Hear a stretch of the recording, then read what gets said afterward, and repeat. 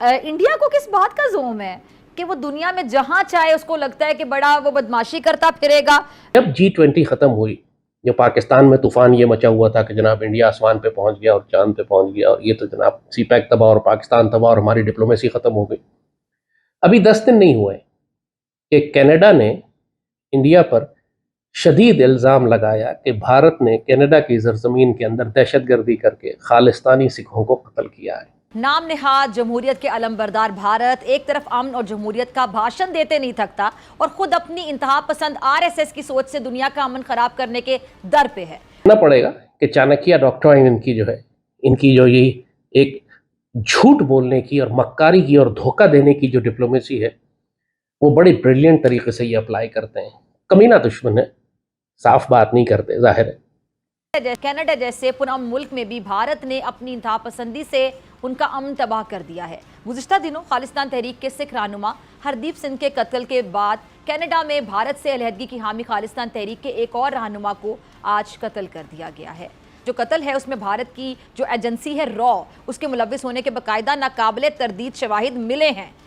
Raw का एक बहुत बड़ा दुनिया भर में पूरा नेटवर्क है और वो मकामी लोगों पर मुश्तमिल है। किस तरह वो मकामी लोगों को हायर करते हैं, उनको बेतहाशा पैसा उनके फॉरेन अकाउंट्स में डालते हैं और किस तरह उनको इस्तेमाल करते हैं, पुष्ट से हमला करते हैं, धोखा देते हैं, झूठ बोलते हैं। इसीलिए वो उर्दू में कहावत है कि बगल में छुरी और मुंह में Ram Ram. They are always deceptive, हमेशा झूठ बोलेंगे। ये पहला वाकया नहीं है, इससे पहले भी कई जो अलहदगी पसंद सिख रहनुमा उनको दूसरे ममालिक में टारगेट किया गया है। तो आप समझते हैं कि अब वो वक्त आ गया है कि दुनिया भारतीय खुफिया इदारा जो रॉ है उसकी सरगर्मियों पर पाबंदी आयद करे? तो कनेडियन गवर्नमेंट ने तो बड़ी सही पोजीशन ली है, लेकिन भारत उसका एक रवैया है। और पाकिस्तान ने भी, अगर आप देखें तो पिछले कुछ महीनों से एक सिलसिला शुरू हुआ है जहां बहुत से हमारे मकबूजा कश्मीर के जो भाई हैं उनको भी शहीद किया गया और इसमें भारत का ही हाथ है। इसमें कतन कोई शक किसी को नहीं होना चाहिए। सेक्युलर इंडिया ये कहते हैं, सेक्युलर इंडिया का झूठ मुसलसल पकड़ा जा रहा है। वहाँ पर भारत की सरजमीन कितनी तंग है ये सबको नज़र आता है। दिन हम ये सोशल मीडिया पे वीडियोस भी देखते हैं। मकबूजा कश्मीर में जो हिंदुस्तानी सेना है वो जितने मजालिम ढा रही है वो भी सबके सामने है। तो अब आपको लगता है कि ये सारे जो वाक़यात हाईलाइट हो रहे हैं, ये मिस्टर ट्रूडो साहब ने भी इस तरह बात की, वहाँ पर भी जो उन्होंने अपने सिख रहनुमा के साथ किया कनाडा में, तो आपको लगता है कि अब ये वक्त ऐसा आ गया है कि मकबूजा कश्मीर, खालिस्तान समेत तमाम जो अक़लियतों को अलहदा रियासतों की सूरत में उनका हक दिया जाए, यानी जो कश्मीर का मसला है इतना पुराना वो भी मज़ीद हाईलाइट हो?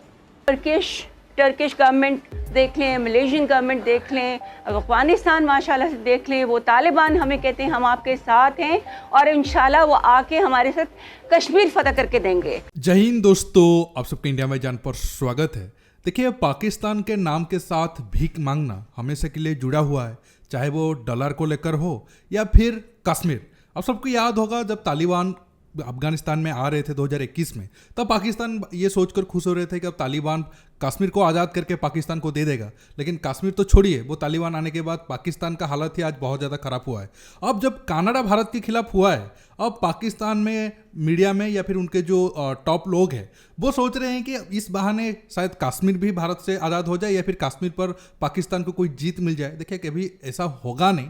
अब दुनिया में ऐसा कोई भी देश नहीं है जो भारत को आंख दिखा पाए और भारत को डरा पाए। देखिए, कनाडा ऐसा क्यों कर रहा है आप सब तो जानते हो। इस बहाने ठीक है, पाकिस्तान की मीडिया में लोग खुश हो रहे हैं, चाहे वो फिजा खान हो या फिर लाल टोपी हो या फिर उनके सारे एंकर मजे ले रहे हैं, उनको बहुत दिनों के बाद ऐसा मौका भी मिला है। लेकिन रियलिटी में ऐसा कुछ होगा नहीं। कनाडा भारत का कुछ उखाड़ नहीं पाएगा, उल्टा भारत के साथ पंगा लेकर आने वाले टाइम में कनाडा को बहुत ज़्यादा नुकसान होने वाला है। दोस्तों, आप कंप्लीटली वीडियो देख लीजिए, फिर आखिर में इस टॉपिक पर बात करते हैं। कि जब एक सिख को भारतीय गवर्नमेंट ने टेररिस्ट डिक्लेयर किया था आज से 2 साल पहले, तो जस्टिन ट्रूडो ने उस वक्त उसके खिलाफ क्यों नहीं कोई एक्शन लिया?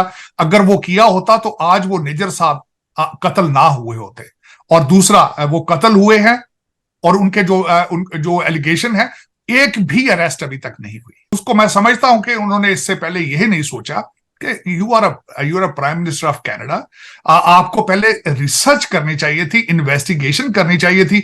एलिगेशन बेसिस के ऊपर आपको इतना बड़ा ब्लंडर नहीं करना चाहिए था, नंबर 1। अब उसके बाद उन्होंने क्या किया है? उसके बाद उन्होंने जायंट स्टेटमेंट लेने की कोशिश की अमेरिका से और बर्तानिया से। दोनों ने रिफ्यूज किया। जब अमेरिका ने कहा है कि आप पहले अपनी योर इन्वेस्टिगेशन योर स्टेटमेंट, आप पहले इन्वेस्टिगेशन करें, उसके बाद उससे डील करें। जो बरतानिया ने स्टेटमेंट दी है, उन्होंने उससे भी लोअर क्लास की स्टेटमेंट दी, उसमें भारत का नाम ही नहीं है। दूसरी उन्होंने ट्राई की, एक ऑर्गेनाइजेशन है फाइव आइज कंट्रीज, उन्होंने उनसे स्टेटमेंट लेने की कोशिश की, वहां से उनको कोई सपोर्ट हासिल नहीं हुई। उनकी फॉरेन मिनिस्टर इस वक्त यूनाइटेड नेशंस के इजलास के लिए न्यूयॉर्क आ चुकी हैं और उन्होंने कहा है कि वो G7 कंट्रीज से ये इसकी सपोर्ट हासिल करने की कोशिश करेंगे। लेकिन मेरे ख्याल में इन एलिगेशन की बेसिस पे, इल्जामात के बेसिस के ऊपर कोई भी जो कंट्री है वो इनको सपोर्ट नहीं देगा।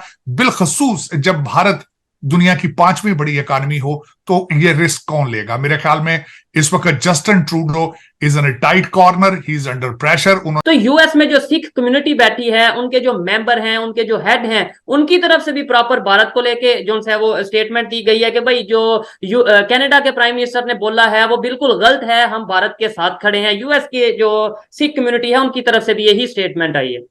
डेफिनेटली, मैं बल्कि आज भी मैं बातें हो रही थी इसी हवाले से, बल्कि एक दो जगहों पे मैं ऐसी जगह पे था जहां पे सिख कम्युनिटी के लोग जो थे they were talking to the media, तो उनके भी जज्बात यही हैं कि एलिगेशन बेसिस के ऊपर ये सब चीजें नहीं करनी चाहिए थी। नहीं, इंटरनेशनल कम्युनिटी अगर देखा जाए तो इस वक्त मैं उससे, मेरी ओपिनियन थोड़ी सी डिफरेंट है, वो इस तरीके से कि G20 का जो इमेज राइज हुआ है उससे इसको डैमेज तो हुआ है, इसमें कोई शक नहीं, लेकिन वेस्टर्न सिविलाइजेशंस मोस्टली जो है वो अंडर इंडियन डायस्पोरा प्रेशर में है। वो इस वक्त देखा जाए तो अमेरिका जो है वो तो इंडियन डायस्पोरा चला रहा है अमेरिका को। वो इस तरह का अमेरिका से, ऋषि सुनक है बरतानिया में, अल्टीमेटली उन्हें पता होना चाहिए था कि अगर मैं ये काम करूंगा तो इस तरह का to bring India down after G20, तो ना बरतानिया सपोर्ट करेगा ना अमेरिका सपोर्ट करेगा। तो मेरे ख्याल में ये वो नहीं है, ये वही है कि अपनी इंटरनल इनकी पॉपुलैरिटी कम हो रही थी, इनको आगे इलेक्शन इनको नजर आ रहा था कि नहीं जीत पाएंगे, और वो जो 25 वोट जो है वो मिस्टर जसप्रीत सिंह की पार्टी के वो पक्के करने के लिए मेरे ख्याल में जस्टिन ट्रूडो साहब ने इतना बड़ा रिस्क लिया है। वैसे भी अभी रिसेंटली उनकी डाइवोर्स हुई है, इमोशंस भी हो सकते हैं। देखिए, कनाडा के जस्टिन ट्रूडो ये सोचकर ये मुद्दा को उठाए थे, वो भारत के ऊपर एलिगेशन डाल देंगे और फिर अमेरिका और ब्रिटेन कुछ उनके सपोर्ट में बयान दे देंगे और भारत के ऊपर दबाव आ जाएगा। लेकिन ऐसा हुआ नहीं। अब तक अमेरिका, ब्रिटेन, ऑस्ट्रेलिया बयान तो दिए हैं, लेकिन खुलकर भारत के एग्नेस्ट बहुत ज़्यादा बयान नहीं दिए हैं और वो नहीं भी दे पाएंगे, उनके मजबूरी है। और एक तरीके से आप कह सकते हो वो गलत टाइम में भारत के साथ पंगा ले रहे हैं।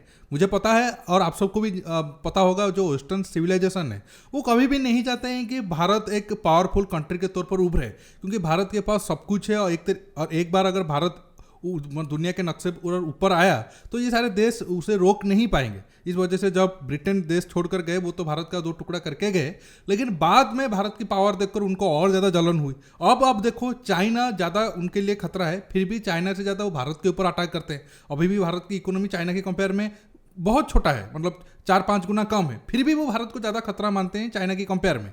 लेकिन अगर 1980 या 90 में अगर वो भारत के खिलाफ कुछ करते, या फिर तब तो वो कर ही रहे थे, अगर तब वो भारत को तोड़ नहीं पाए, अब भारत को वो जो सपना देख रहे हैं कि वो तोड़ेंगे, वो कभी पॉसिबल नहीं होगा। और कनाडा जो पंगा लिया है, अगर भारत सही तरीके से प्लान किया तो कनाडा को भारत तोड़ सकता है। जी हाँ, मैं क्यूबेक जो एरिया है उसके ऊपर बात कर रहा हूँ, हालांकि उसके ऊपर एक अलग वीडियो बनाऊंगा। आप अगर उसके ऊपर वीडियो देखना चाहते हो, आपका जो भी सवाल है नीचे कमेंट बॉक्स में कमेंट करके बताइए। अब जस्टिन ट्रूडो तो फंस चुका है, आने वाले इलेक्शन में उसका तो हारना पक्का ही है। साथ में जो पाकिस्तानी उछल रहे हैं उनको भी बहुत ज़्यादा जो झटका लगेगा, क्योंकि ये जो मुद्दा है उसका कोई सर पैर नहीं है और ये कुछ प्रूव भी नहीं कर पाएंगे। अगर आप सोचो, अगर भारत दबाव में होता, कल एक खालिस्तानी को हम फिर से नहीं ठोकते, आगे आने वाले टाइम में हम और ठोकेंगे और ये एक तरीके से कनाडा के मुंह पर एक जोर से तमाचा भी होगा। दोस्तों, आज के टॉपिक में बस इतना ही। आपको ये वीडियो कैसा लगा नीचे कमेंट बॉक्स में कमेंट करके बताइए, और ये वीडियो को ज़्यादा से ज़्यादा लाइक शेयर करना बिल्कुल मत भूलिए। दोस्तों, रुकता हूँ, बहुत जल्द और एक न्यू टॉपिक के साथ मिलूंगा। नमस्कार, जय हिंद।